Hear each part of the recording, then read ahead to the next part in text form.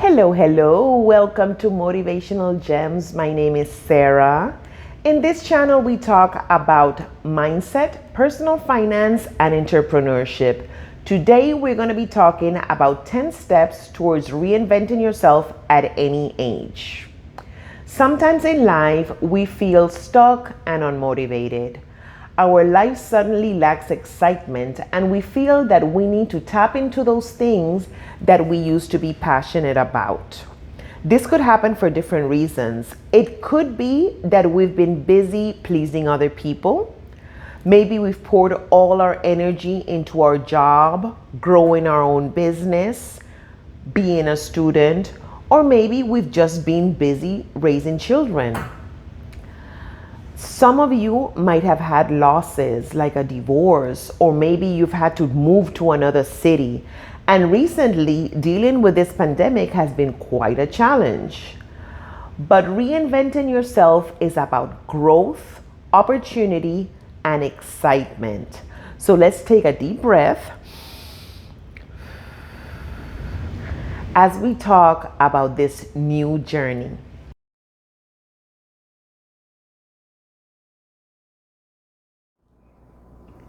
Step number 1, think of what you want and make yourself a priority.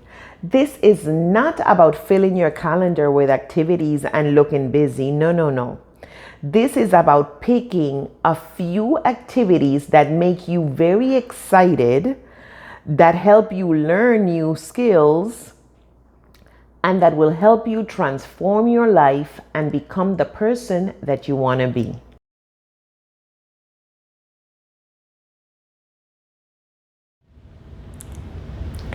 Step number 2, who do you want to become? Do you want to travel? What kind of books do you want to read? Do you want to start a new business? Do you want to change your career? Would you like to learn to invest? As you think of this new person that you want to become, make a list of all the different places that you want to visit in the next 6 to 12 months. Are there any restaurants in your area that you need to visit? Museums? Is there any computer class that you're interested? Do you want to learn a new language? Write them down.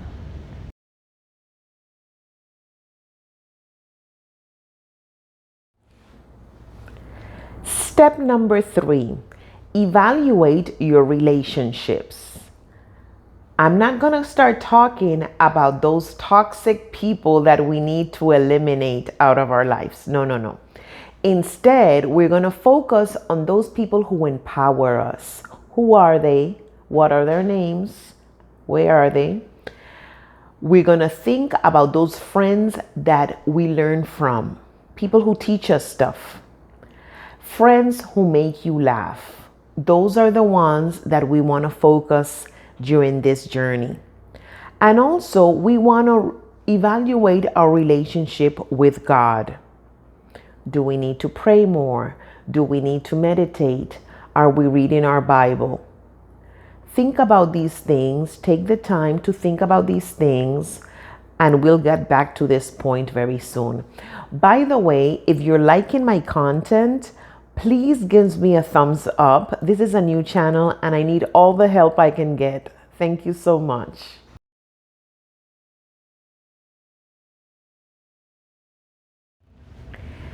Step number 4, declutter and clean your space and your mind. Remember that decluttering reduces anxiety and makes you feel more focused. It also helps you let go of your past, and it gives you more available space, which is great. Take one day at a time when you're decluttering, because it can be overwhelming, but it can also be very addictive. I suggest that you use 3 bags or 3 boxes, one for the stuff that you're going to trash, another one for the stuff that you're going to give away, and then one for the one that you're going to keep. If you're dealing with a big area, let's say your bedroom, divide it in 4 spaces. In other words, your dresser is 1 space. Your bed You treat your bed and your two side tables as another space, another area, area number 2. Area number 3 is definitely your closet. And area number 4 would be the floor and the fan and any other thing that needs to be cleaned. So you can decide how many areas you're going to tackle each day, or maybe you can do it all on the same day, but divide it in areas if you're feeling overwhelmed. When it comes to decluttering our mind, focus on positive thoughts all the time or as much as possible. And one thing that works wonders for me is having a gratitude journal. I have teenagers and life can get stressful sometimes. But when you count your blessings, it makes a world of a difference. I keep this gratitude journal and I jot down 1 to 5 things that I'm grateful for. And I'm going to give you a quick example. I am grateful because I am alive. Not everybody is going to survive this day. I am grateful because I'm strong and I'm beautiful. I am grateful because I have a roof over my head. I'm grateful for my kids, for my husband, my mom, my sister. I'm grateful because I have food in the refrigerator and I have reliable transportation. You see how in just a few seconds I went overboard? I said only 5. You want to leave some for tomorrow. But each time you do this, you realize that you're truly blessed. And you start realizing that yes, there's a lot going on in our lives, but some of this stuff is irrelevant and it won't matter 5 years from now. So keep that gratitude journal and count your blessings. Also, use tools that will help you keep track of important things like a to-do list, a monthly planner. And nowadays, one thing that I highly suggest is getting a password log. You can use one of these little notepads from the pharmacy, or you can get all elaborated and buy one in Amazon or any of these stores. It comes with little flowers and decorations, and it says password log, because it's crazy the amount of passwords that we have in our lives, and that can be a little overwhelming. So write down your passwords, even though some people suggest that you don't or that you use the same one all the time. No. Write down your passwords and keep it in that secret place that only you know about.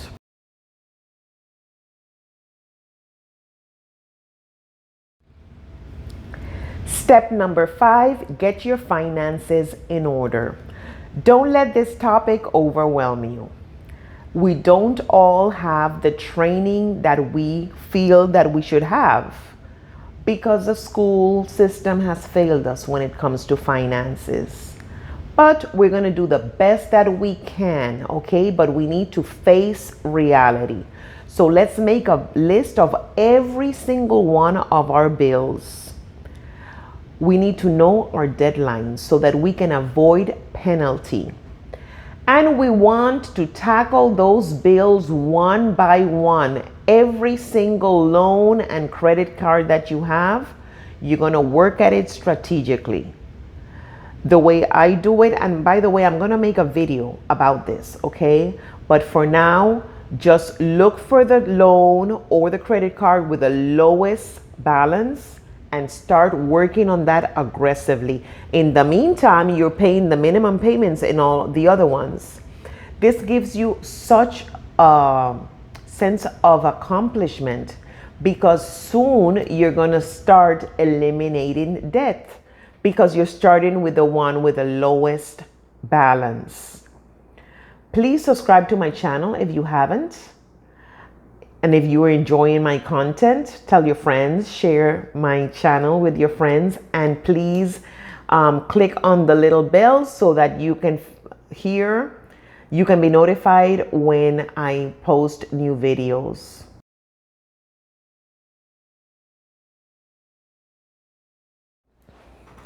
Step number 6, invest in yourself. Not only we're going to use good products for our hair and for our skin, but also we're going to read good books. Remember, we live only once, so we want to grow in knowledge, grow spiritually. So yes, read good books, pay for courses. By the way, these courses don't always have to be in person.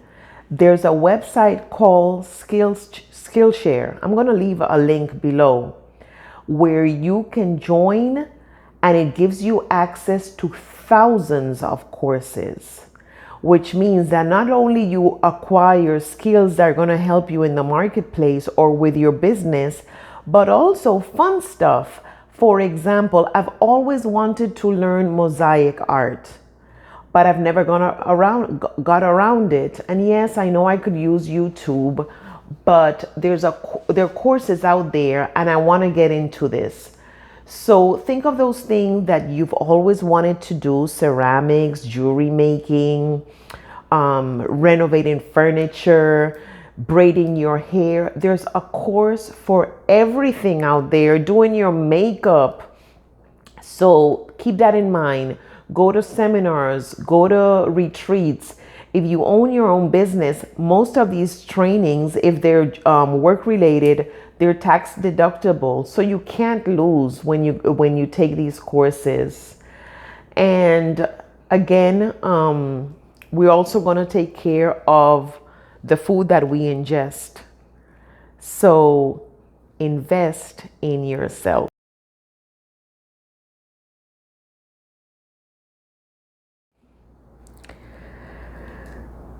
Step number 7 is to stay active.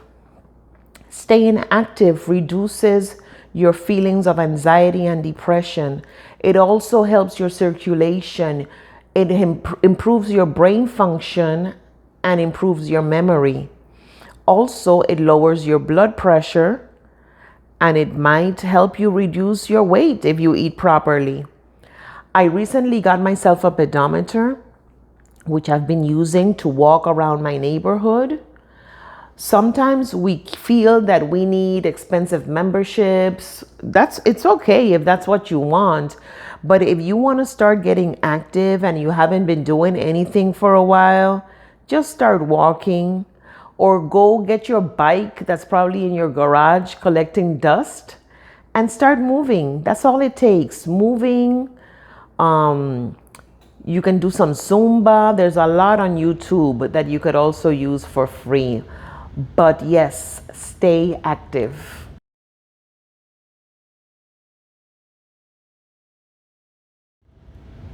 Step number 8, surround yourself with people who are where you want to be, especially if you have a business. It is said that we are a product of the 6 people we surround ourselves with. Well, usually we are around family. But if you want to grow a business, there's a lot of knowledge that you might need that you didn't necessarily get it in college or in high school.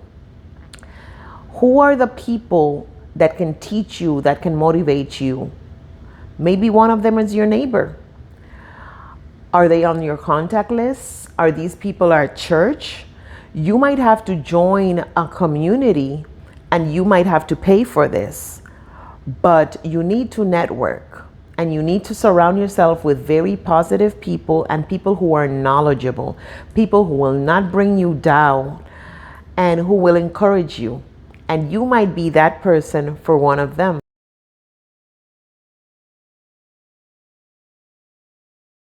Step number 9, make your plan.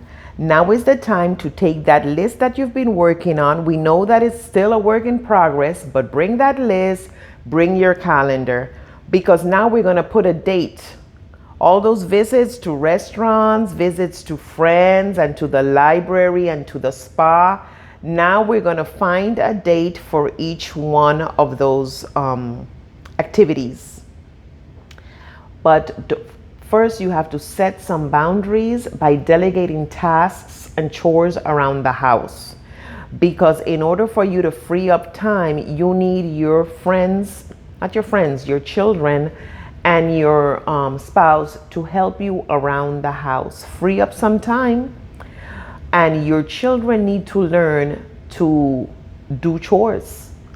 The younger they are, the better to teach them. And it gives them a sense of pride and accomplishment because they're part of the team.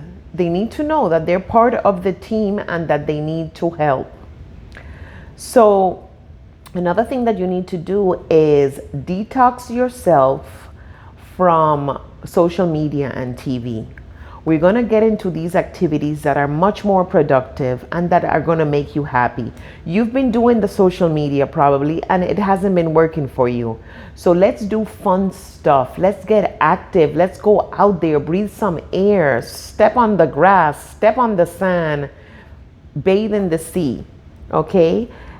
And get energized and get positive. If you plan to travel, you might need a passport. So put that on your to-do list. There's a backlog at the passport office, at least here in the US. So make that a priority if you need a passport. And start working on your calendar every month. You're going to put activities that make you happy or that make you learn new skills.